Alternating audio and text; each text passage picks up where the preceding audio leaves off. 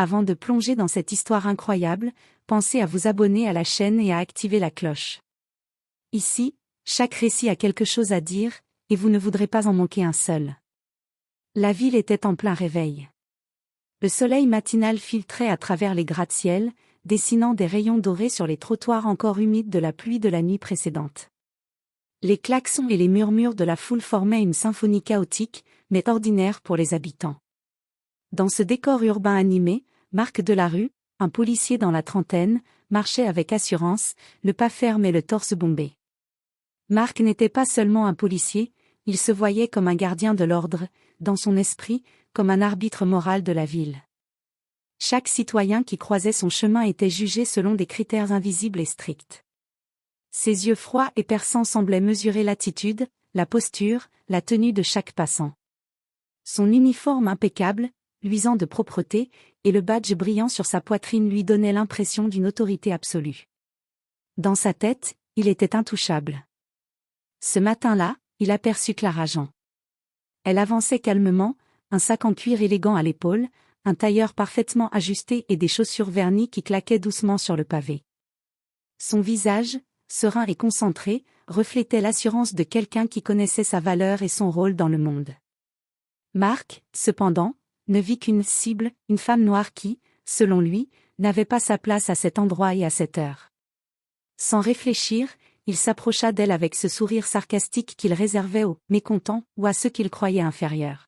« Bonjour, madame, vous êtes pressée ? Ou vous cherchez simplement à défier l'ordre ?» Clara leva les yeux, surprise, mais resta polie et calme. « Bonjour, monsieur. »« Non, je suis juste en route pour une réunion. » Cette réponse simple et honnête ne fit qu'irriter Marc davantage. Dans son esprit, l'humiliation publique serait la solution parfaite pour rappeler à cette femme la place de chacun dans la société. Il la fit s'arrêter, l'obligea à s'asseoir sur le trottoir, et commença à lui parler sur un ton condescendant, ponctué de remarques méprisantes, devant les passants qui commençaient à lever les yeux. Les regards autour d'eux oscillèrent entre la surprise et l'incrédulité. Certains passants se mirent à filmer la scène avec leur téléphone, intrigués par la situation. Marc, absorbé par son rôle d'autorité, ne remarqua rien. Il ignorait totalement que Clara, derrière sa calme dignité, n'était pas une femme ordinaire. Elle avait des responsabilités importantes dans la ville et un réseau de contacts influents, mais Marc ne voyait qu'une opportunité de montrer sa supériorité. Alors qu'il continuait son monologue humiliant, un jeune homme s'approcha, le visage sérieux. « Excusez-moi, monsieur l'agent, avez-vous vérifié son identité ?» Cette question fit légèrement hésiter Marc, mais il répliqua avec mépris. « Quelle identité ?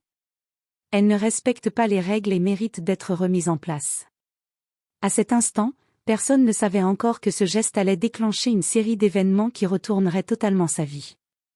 La vidéo des passants serait diffusée, la réputation de Marc serait mise à nu, et la leçon qu'il allait recevoir serait plus douloureuse que tout ce qu'il avait jamais imaginé. Ce jour-là, Marc Delarue pensait humilier une femme noire sans raison, mais il ignorait que l'humiliation allait se retourner contre lui de manière éclatante. L'arrogance, pensait-il, était sa force. Mais le destin allait bientôt lui montrer quelle serait sa plus grande faiblesse. Marc Delarue, le visage tendu et le regard froid, se tenait au-dessus de Clara assise sur le trottoir. Autour d'eux, les passants ralentissaient, certains s'arrêtaient, intrigués et choqués par la scène. L'air était rempli de murmures, de cliquetis de téléphone et de respirations hésitantes. Chaque mot de Marc semblait plus humiliant que le précédent. « Vous savez, madame, il y a des règles dans cette ville. Et vous, vous ne semblez pas les connaître. » Clara resta silencieuse, le dos droit, les mains posées sur ses genoux. Elle sentait le poids des regards, mais son calme était intact. Chaque fibre de son être refusait de céder à la peur ou à la colère. Marc, aveuglé par son sentiment de supériorité, continuait. « Assise ici, sur le trottoir, à défier l'ordre, vous devriez avoir honte. » Un passant, un jeune homme vêtu d'un manteau sombre, s'avança avec prudence mais fermeté. « Monsieur l'agent, avez-vous vérifié qui elle est vraiment ?» Marc éclata d'un rire sarcastique. « Qui elle est ? Peu importe. Elle n'a pas de respect, voilà tout. » Mais le jeune homme n'en resta pas là. D'un geste rapide, il montra à Marc un document officiel sur son téléphone, un dossier indiquant clairement que Clara était une figure influente de la ville, reconnue pour son engagement dans la protection des enfants et la réforme des quartiers défavorisés. Pour la première fois, Marc sentit un frisson parcourir son dos. Le silence s'installa quelques secondes, seulement brisé par le cliquetis des téléphones qui continuaient à filmer. Les passants, désormais conscients de ce qui se passait, murmurèrent, certains hochèrent la tête en signe de désapprobation. Clara, sans un mot, resta digne. Son regard droit et calme transperçait Marc, et pour la première fois, il sentit le poids de sa propre arrogance. Les mots qui autrefois lui semblaient des armes de pouvoir semblaient maintenant futiles et ridicules. Je ne savais pas. Balbutia-t-il, visiblement troublé, mais essayant encore de garder une façade d'autorité. Les caméras des téléphones continuaient à tourner, immortalisant chaque instant. Marc commençait à comprendre que sa réputation allait être détruite par sa propre arrogance. Et Clara, silencieuse mais forte, se tenait là, intouchable dans sa dignité, comme un miroir qui reflétait tout ce qu'il était devenu. Ce fut le moment où l'humiliation publique commença à se transformer en leçon pour Marc. Ce qu'il pensait être un acte de contrôle et de supériorité allait bientôt devenir un moment de regret amer et irréversible. La scène sur le trottoir avait attiré plus de passants qu'auparavant. Les murmures s'étaient transformés en commentaires étonnés, et bientôt, des téléphones pointaient tous vers Marc et Clara, capturant chaque geste, chaque mot. Le policier, qui se croyait invincible, commençait à sentir l'air changer autour de lui. Alors qu'il tentait de reprendre le contrôle de la situation, un jeune homme insista. « Monsieur, vraiment, vous devriez vérifier son identité. Elle est très respectée dans cette ville. » Marc, irrité et rouge de colère, fronça les sourcils. « Respectée ? Et depuis quand cela vous donne le droit de vous asseoir n'importe où et de défier l'ordre ? » Mais le jeune homme ne se laissa pas intimider. Il ouvrit son téléphone et montra à Marc un document officiel. Clara Jean n'était pas seulement une citoyenne ordinaire, mais une figure influente, engagée dans plusieurs projets sociaux majeurs.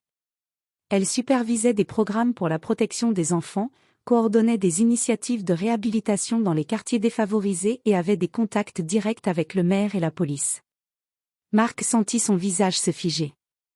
Ses yeux se déplacèrent rapidement entre le téléphone, les passants et Clara, qui le regardaient avec un calme absolu. Le doute s'installa pour la première fois dans son esprit. Quoi, mais, je... Avant qu'il puisse terminer sa phrase, les premières vidéos apparaissaient déjà sur les réseaux sociaux. Les passants les postaient instantanément, policier humilie une femme noire dans le centre-ville. Les commentaires fusaient, indignation, soutien à Clara, critiques virulentes contre Marc. L'atmosphère autour de lui changea radicalement. Là où il avait pensé régner, il était désormais observé, jugé et ridiculisé. Les passants qui avaient timidement filmé au début étaient maintenant des témoins actifs de sa chute. Clara, quant à elle, resta droite et digne. Elle ne dit pas un mot pour se défendre, elle laissa la vérité parler d'elle-même. Les gens autour comprenaient peu à peu que ce policier arrogant avait jugé quelqu'un sans raison, et que cette personne, pourtant calme et respectueuse, était bien plus importante et influente qu'il ne l'imaginait. Marc sentit une boule se former dans sa gorge. Ses supérieurs furent rapidement alertés. Une enquête interne fut immédiatement ouverte et la vidéo devint la preuve irréfutable de son comportement raciste et abusif. L'arrogance qui l'avait guidé jusque-là commençait à se retourner contre lui de manière écrasante. Alors qu'il observait Clara s'éloigner calmement après avoir été humiliée, Marc comprit qu'il venait de franchir une ligne. Et que sa chute, cette fois, serait publique, douloureuse et inoubliable. Le lendemain, Marc Delarue se réveilla avec une sensation de malaise qu'il n'avait jamais connue. La vidéo de son humiliation publique circulait déjà partout sur les réseaux sociaux, et les messages d'indignation pleuvaient. Ses collègues murmuraient derrière son dos, et même certains passants le regardaient différemment.